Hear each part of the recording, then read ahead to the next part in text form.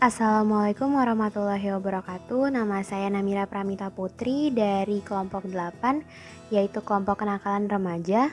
Dan di video ini kami akan membahas analisis kami mengenai salah satu kasus kenakalan remaja. Di kelompok kami terdapat Audia, Cika, dan Nisia. Apa itu kenakalan remaja? Kenakalan remaja adalah pelampiasan masalah yang dihadapi oleh kalangan remaja yang tindakannya menyimpang. Menurut ahli sosiologi Kartono, kenakalan remaja atau dalam bahasa Inggris dikenal dengan juvenile delinquency merupakan gejala patologis sosial pada remaja yang disebabkan oleh suatu bentuk pengabaian sosial.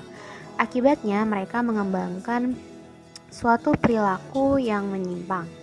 Sedangkan menurut Santrok, kenakalan remaja merupakan kumpulan dari berbagai perilaku remaja yang tidak dapat diterima secara sosial sehingga terjadi tindakan kriminal. Kenakalan remaja juga dibagi menjadi 3. Yang pertama ada kenakalan, yaitu kejahatan yang dilakukan anak di bawah umur yang menyebabkan anak tersebut harus berhadapan dengan hukum dan ditangani dengan sistem peradilan anak.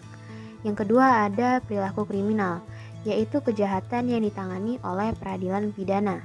Dan yang ketiga ada pelanggaran status, merupakan pelanggaran yang termasuk pelanggaran ringan dan contohnya adalah bolos sekolah.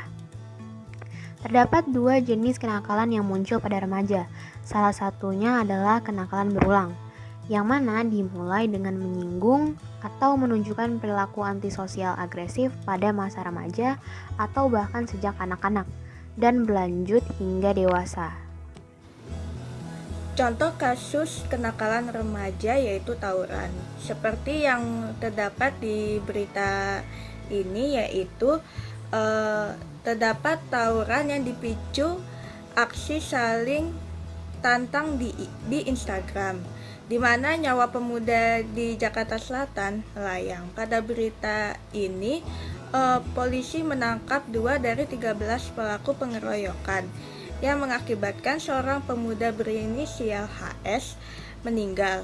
Peristiwa itu dipicu aksi saling tantang yang dilakukan kelompok korban dan pelaku di Instagram.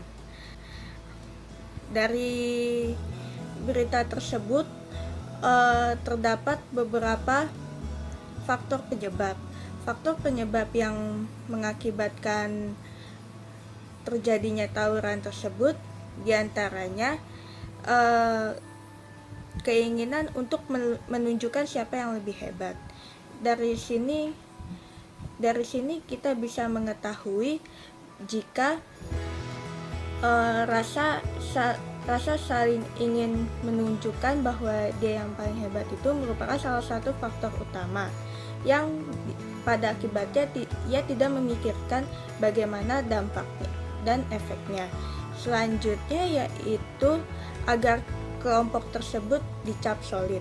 Namun untuk kasus tawuran, pembuktian agar ia dicap solid itu merupakan tindakan yang tidak benar, karena tidak hanya merugikan diri sendiri namun juga berdampak pada orang lain. Selanjutnya yaitu kurangnya edukasi.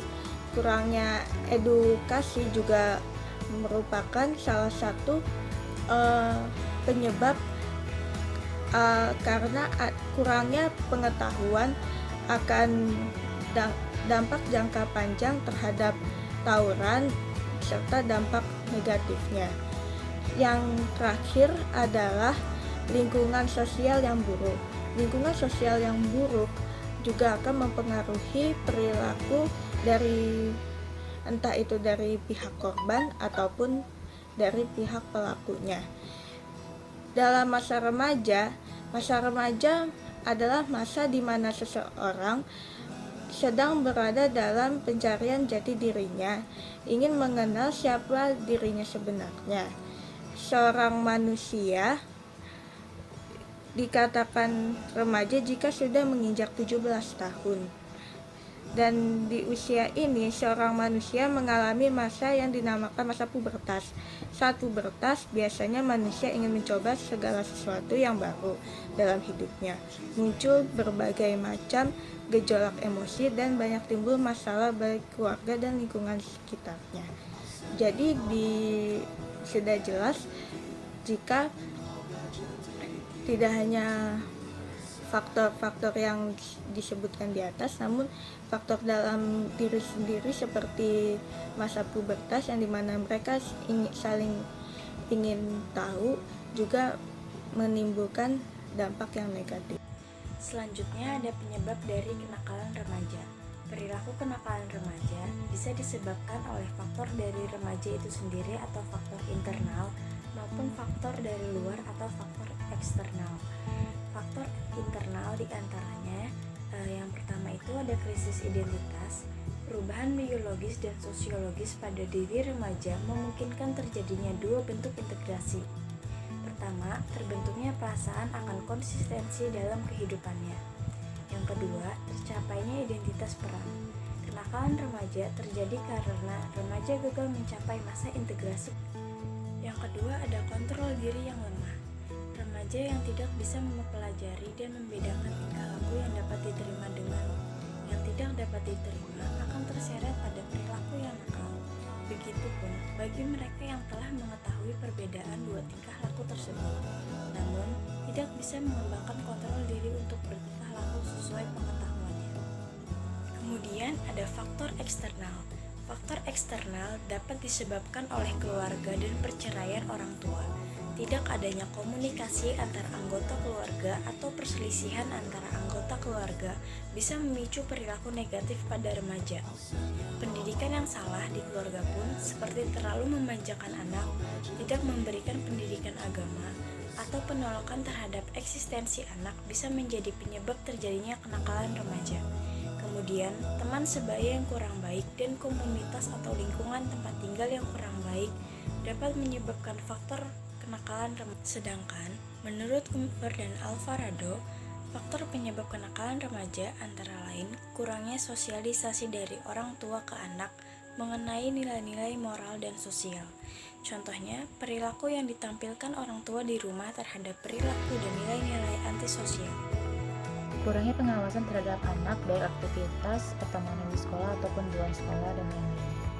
Kurangnya disiplin yang diterapkan orang tua pada anak, rendahnya kualitas hubungan orang tua anak, tingkat konflik dan perilaku agresif yang terjadi dalam lingkungan keluarga, kemiskinan dan kekerasan dalam lingkungan keluarga, anak tinggal jauh dari orang tua dan tidak ada pengawasan dari figur otoritas lain, perbedaan budaya tempat tinggal anak, misalnya pindah ke kota lain atau lingkungan baru, adanya saudara kandung atau tiri yang menggunakan obat-obat terlarang yang melakukan kenakalan remaja. Cara mengatasi kenakalan remaja. Untuk mengatasi atau mencegah agar tidak terjadi kenakalan remaja bisa dilakukan dengan cara tindakan represif dapat dilakukan. Represif merupakan suatu tindakan pengendalian sosial yang dilakukan secara terjadinya suatu pelanggaran atau juga peristiwa buruk.